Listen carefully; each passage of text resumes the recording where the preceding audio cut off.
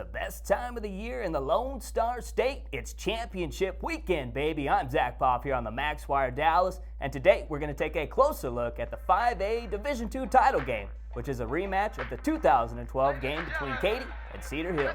The number 8 team on the excellent 25 presented by the Army National Guard, Katy, puts their 31-game winning streak on the line against one of the hottest teams in all of Texas, the Cedar Hill Longhorns.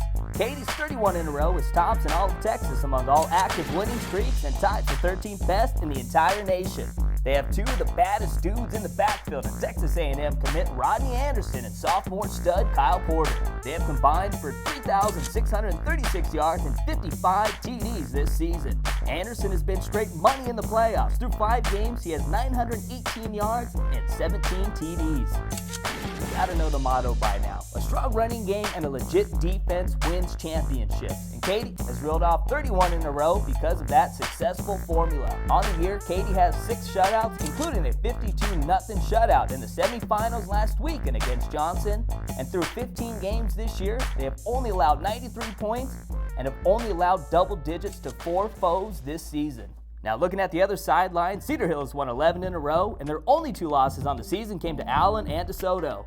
The Longhorns have one of the most well-balanced teams in all of Texas, but it all starts with their 4-star wideout, DeMarcus Lodge.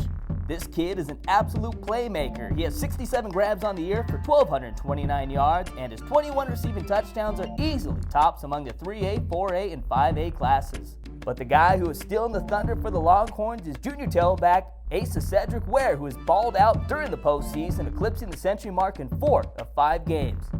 In last week's semifinal win against Lake Travis, he had 189 of Cedar Hill's 259 total yards. And on defense, the Longhorns have 3 of the baddest dudes in all of Texas, and Richard Moore, Xavier Washington, and Marcus Green. Moore leads the team with 163 tackles on the year, and the junior linebacker currently has offers from Baylor, Arizona State, and Houston. Washington is an absolute man-child on the defensive line. The 2-star defensive end has 20 sacks on the year and currently has an offer from Air Force Academy.